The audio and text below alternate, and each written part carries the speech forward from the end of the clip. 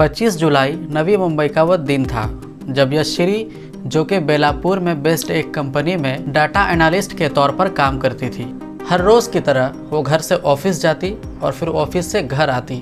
लेकिन 25 तारीख को अपने ऑफिस से हाफ डे लेकर के घर चली आती है। फिर अपने घर में बताती है कि वो अपने किसी दोस्त से मिलने जा रही है। ये कहकर वो घर से निकलती है। समय बीतता है, दोपहर से शाम हो जाता है, लेकिन उसका कुछ अता पता नहीं चलता। चिंता तब डर में बदलने लगता है जब उसका कुछ अता पता नहीं चलता और उसका फ़ोन भी बंद आने लगता है। काफ़ी फ़ोन करने के बाद कंटिन्यूसली उनका फ़ोन स्विच ऑफ आ रहा था। जब चिंता और बढ़ने लगी तो माता पिता ने कुछ दोस्तों से और कुछ रिलेटिव्स को फ़ोन किया, लेकिन वहाँ से भी कुछ पता नहीं चला। जब घर वालों से रहा नहीं गया तो 25 जुलाई शाम करीब 7:45 पर सुरेंद्र कुमार और अपनी 20 साल की लापता बेटी की रिपोर्ट दर्ज कराने पुलिस थाने पहुंच जाते हैं। रिपोर्ट में उन्होंने लिखवाया कि बेटी हाफ डे छुट्टी लेकर ऑफिस से घर आई थी और मेरे घर से ही वो अपने दोस्त के साथ मिलने के लिए चली गई, लेकिन अब तक उसका कुछ अता पता नहीं चला। घर वालों की बढ़ती चिंता को देखते हुए पुलिस ने कहा कि आप चिंता ना करें, हो सकता है कि आपकी बेटी कहीं पार्टी शार्टी में चली गई होगी और वहीं अपने दोस्तों के साथ रुक गई होगी, वो आ जाएगी। सुरेंद्र कुमार कहते हैं कि नहीं, मेरी बेटी को ये पार्टी वार्टीज का शौक नहीं है। और इधर पुलिस वाले उन्हें समझाते रहे और फिर उधर एफआईआर का काम शुरू हो चुका था। समय के बढ़ते दोनों माता पिता का चिंता और बढ़ने लगता है और चिंता बढ़ने के साथ साथ उनकी परेशानी दिक्कतें और बढ़ जाती है जब 24 घंटा बीत जाता है और फिर 24 तारीख से 26 तारीख हो जाती है। धीरे धीरे उनकी उम्मीद भी कमज़ोर पड़ने लगती है, लेकिन उन्हें मालूम नहीं था कि उनकी उम्मीद अब टूटने वाली है और जिस चीज़ का वो लोग आसरा लगाए हुए हैं वो बेकार है, क्योंकि उनका सामना एक खौफनाक मंजर से होने वाला था। 27 जुलाई सुबह 2:20 में उरन तालुका के एक पुलिस स्टेशन में फ़ोन बजता है।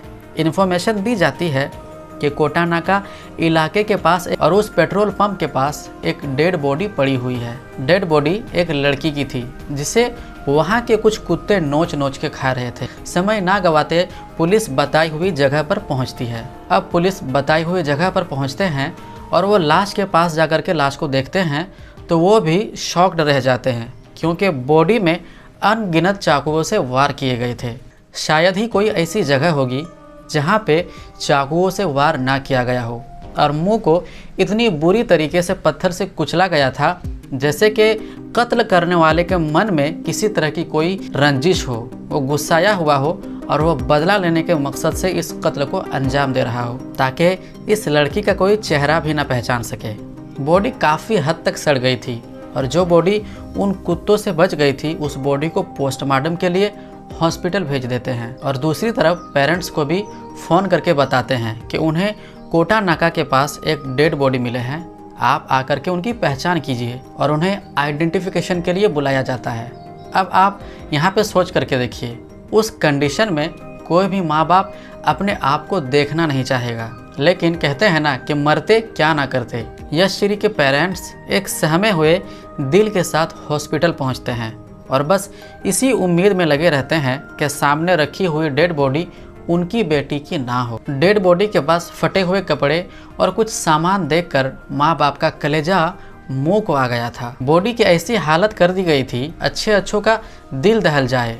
जिस चीज़ का डर था माँ बाप को 2 दिनों से, वो डर अब सच निकल चुका था और सुरेंद्र कुमार की तरफ से ये क्लियरली आइडेंटिफाई हो गया कि ये बॉडी उनकी बेटी की ही है। और देखते ही देखते ये जो सारा केस था मीडिया में बहुत पॉपुलर हो गया था और पॉपुलर होने का दूसरा कारण ये भी था कि इस केस को लोग 2012 में निर्भया कांड के केस से जोड़ने लगे थे। अब पहला सवाल ये था कि इस मर्डर को आखिर किसने अंजाम दिया था और दूसरा सवाल ये था कि इस मर्डर को करने के पीछे आखिर उसका मोटिव क्या था। ये सारी चीज़ों को लेकर के पुलिस बहुत परेशान थी और पेरेंट्स से पूछताछ करती है कि क्या आपकी बेटी का या फिर आप में से किसी के साथ कोई दुश्मनी तो नहीं थी या फिर किसी के साथ ख़राब रिलेशनशिप, क्योंकि ये केस रेप का केस तो नहीं लग रहा था। लेकिन जिस तरह से बॉडी को काटा गया था और जिस तरह से बॉडी को पत्थर से कुचला गया था, ये बहुत बड़ी दुश्मनी का एक एंगल लगता है। किसी ने बड़ी भयंकर दुश्मनी के चलते ये कदम उठाया था, लेकिन पेरेंट्स कंटिन्यूसली मना कर रहे थे कि उन्हें कुछ ऐसा याद भी नहीं आ रहा है जो इस केस से रिलेट करते हो। फिर काफ़ी देर बाद उनको एक शख्स का नाम याद आता है। 5 साल पहले 2019 में दाऊद शेख नाम का एक लड़का, जो कि पेशे से एक बस कंडक्टर था और इसी कॉलोनी में रहा करता था, यशश्री को कंटिन्यू परेशान करने और छेड़छाड़ के आरोप में घर वालों ने दाऊद के खिलाफ एक कंप्लेंट दर्ज कर दी थी। उस वक्त दाऊद करीब 30 साल का रहा होगा और यशश्री 18 साल की थी। तो ये केस पोस्को के तहत फाइल हुआ था, जिससे दाऊद शेख को फौरन सज़ा भी हो गई थी। पर दाऊद अभी कहाँ है, क्या करता है, ये सारी चीज़ें यशश्री के पेरेंट्स को नहीं पता थी। और अब दाऊद की फ़ाइल खोलने के बाद पुलिस वालों को ये बात मालूम होती है कि दाऊद तो कुछ दिन पहले ही जेल से आज़ाद हो चुका है। यह सुनकर पुलिस वालों के तुरंत कान खड़े हो गए और वो दाऊद की तलाश में लगे रहे और घर वालों से सवाल करते रहे। लेकिन घर वालों ने बताया कि करीब 6 सालों से उन्हें दाऊद के बारे में कुछ भी पता नहीं है और ये भी बताते हैं कि उनकी बेटी यशश्री का भी कोई उससे ताल्लुक़ नहीं था। पुलिस एक्शन में आती है और कुछ टीमों ने ऑपरेशन के चलते सीसीटीवी फुटेज चेक करना शुरू किया और साथ ही इन्वेस्टिगेशन के चलते पुलिस वालों ने यशश्री के दोस्तों से पूछताछ करनी शुरू कर दी। सीसीटीवी फुटेज चेक करना और यशश्री के दोस्तों से पूछताछ करना, पुलिस को इन दोनों चीज़ों में कुछ नई जानकारियाँ मिली। पहला तो ये कि मर्डर से एक दिन पहले यशश्री किसी से मिलने की बातें कर रही थी, जिससे उसे मिलना तो नहीं था पर किसी डर के चलते उसे उससे मिलना पड़ रहा था।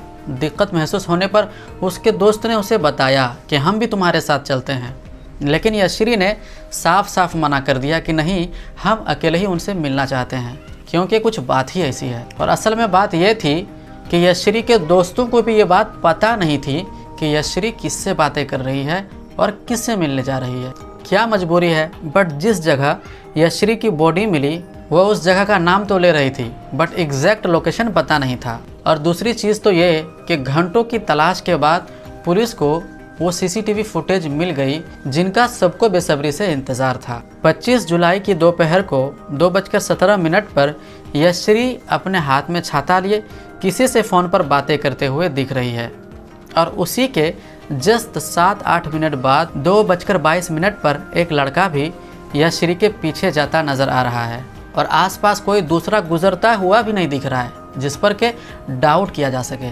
शक के चलते बिना देर किए पुलिस ने उस लड़के का फ़ोटो सीसीटीवी फुटेज से निकाला और यशश्री के पेरेंट्स को दिखाया। और जब घर वालों ने उस लड़के के फ़ोटो को देखा तो वो लोग शॉक्ड थे, क्योंकि वो लड़का कोई और नहीं बल्कि दाऊद शेख ही था।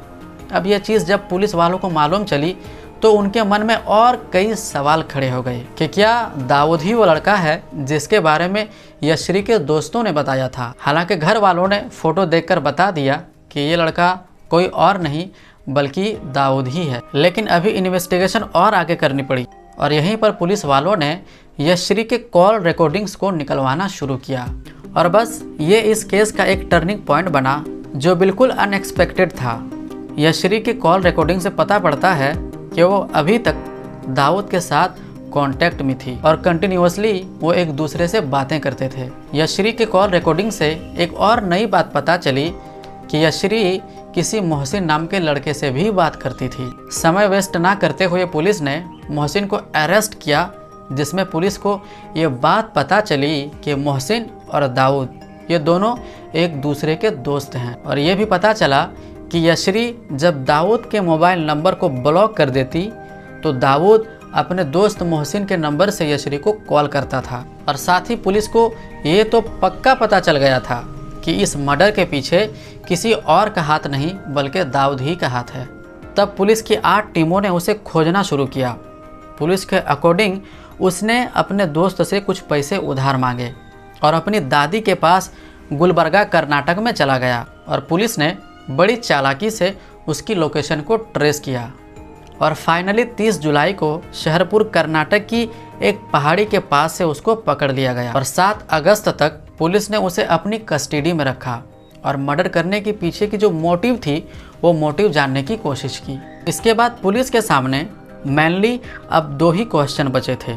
जिनका दाऊद को आंसर देना था कि अगर दाऊद को यशरी से बदला लेना ही था तो उसने जेल से निकलने के बाद 1.5 साल का इंतज़ार क्यों किया और 1.5 साल के बाद उसने एक काम को अंजाम क्यों दिया। इसके जवाब में उसने बोला कि जेल से निकलने के बाद उसका एक रोड एक्सीडेंट हो गया था जिसमें वो 2 महीने तक बेड रेस्ट पर था। और दूसरा क्वेश्चन ये था कि दाऊद और यशरी के बीच में जब सब कुछ ठीक चल रहा था तो अचानक दाऊद ने 25 तारीख को यशरी का मर्डर क्यों किया। इस क्वेश्चन का आंसर ढूंढने के लिए पुलिस ने यशरी का मोबाइल छान मारा और दाऊद से पूछताछ करने पर पता चला कि जेल से बाहर आने के बाद उन दोनों में घंटों घंटों बातें चलने लगी और रिलेशनशिप के चलते यशरी ने अपने चेस्ट पर दाऊद के नाम का टैटू भी बनवा रखा था और दाऊद उनसे शादी करने के बाद उसे कर्नाटक ले जाना चाहता था, पर यशरी के लगातार मना करने की वजह से उन दोनों में झगड़े होने लगे और शादी के बढ़ते प्रेशर की वजह से यशरी ने दाऊद को अपने से मिलने के लिए मना भी कर दिया था और यशरी को यह डर सता रहा था कि कहीं दाऊद उसकी प्राइवेट फ़ोटोज़ को कहीं लीक ना कर दे। और इसी डर को बढ़ाने के लिए दाऊद ने 24 जुलाई को यशरी के फ़ोटोज़ को फेसबुक पर अपलोड कर दिया और अपलोड करने के बाद दाऊद ने उस फोटो को डिलीट भी कर दिया। अब मरती क्या ना करती, इसी प्रेशर में आके उसने 25 जुलाई को मिलने के लिए हाँ कर दिया। हाफ डे लेकर वो अपने घर से जूही नगर रेलवे स्टेशन के लिए निकली, लेकिन उसे इस बात की भनक भी नहीं थी कि उसके पैर जो कि अब घर से निकल रहे थे वो पैर से अब कभी अपने घर तक नहीं आ सकती। और उधर मर्डर के इरादे से आया हुआ दाऊद अपने साथ 2 हथियार भी लेकर आया था और उसने ऐसी जगह चुनी जहां पर ना उसे कोई सुन पाए और ना देख पाए। फिर उन दोनों में मुलाकात हुई और बातें होने लगी, लेकिन बातों ही बातों में कब वो दोनों बहस करने लगे उन्हें अंदाज़ा नहीं चला और बहस होते होते उनमें झगड़ा होने लगा और झगड़े के चलते वो लगातार यशरी पर वार करता चला गया और आंखों में गुस्सा कुछ इस तरह सवार था कि जान चले जाने के बाद भी उसने यशरी को नहीं छोड़ा। और यहाँ तक कि जब इतने से भी मन नहीं भरा तो उसने एक बड़े पत्थर से यशरी का सर कुचल दिया ताकि उसे कोई पहचान ना पाए। अब फिलहाल उसे रायगढ़ डिस्ट्रिक्ट में कस्टडी के लिए रखा गया है और कुछ अनसॉल्व क्वेश्चंस का आंसर भी उसे देना बाकी है। इस केस ने पूरे मुंबई को हिला करके रख दिया था और यशरी के पेरेंट्स को इस बात का भनक भी नहीं था कि कुछ सालों पहले उनकी बेटी की वजह से जिस इंसान पर पोस्को लगा है उनकी बेटी उस इंसान से लगातार बातें करी जा रही है। ये केस ना सिर्फ बच्चों के लिए बल्कि बड़ों के लिए भी उतनी ही सीख देता है कि एक दूसरे के साथ कांटेक्ट रहना कितना ज़रूरी है। मोबाइल पर चिपके रहने से अक्सर रिश्तों में दूरियां बनती चली जाती है जिसका आसानी से कोई भी फ़ायदा उठा सकता है, जैसा कि यशरी के केस में हुआ। जिस इंसान पर पोस्को लगा, जिस इंसान पर केस किया गया और उसी इंसान के नाम का अपने चेस्ट पर टैटू बनवाया और फिर उसके बाद उसका अंजाम क्या हुआ ये आपके सामने है। अगर कोई ऐसी बात जो अपने पेरेंट्स को बताने में शर्म आ रही हो तो अपने बेस्ट फ्रेंड को बताएं, लेकिन बताएं ज़रूर, क्योंकि कोई भी पेरेंट्स ये नहीं चाहेगा कि अगला नंबर आपका हो।